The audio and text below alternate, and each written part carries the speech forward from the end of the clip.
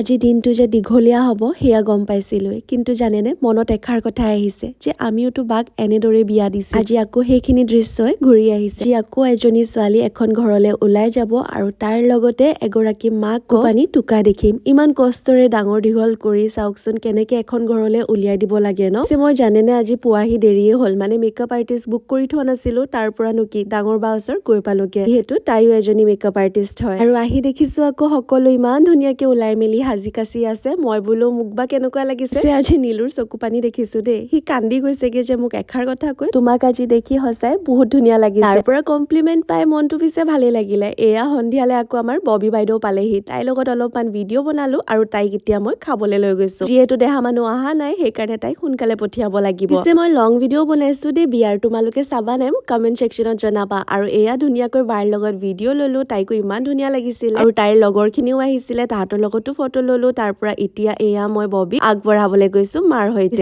এতিয়া আমাৰ দৰা পালেহি, ইয়াৰ পাছৰ খিনি কাইলৈ দেখাম। চেনেলটো ছাবস্ক্ৰাইব কৰি যাবা। আজিলৈ আহো, বাই।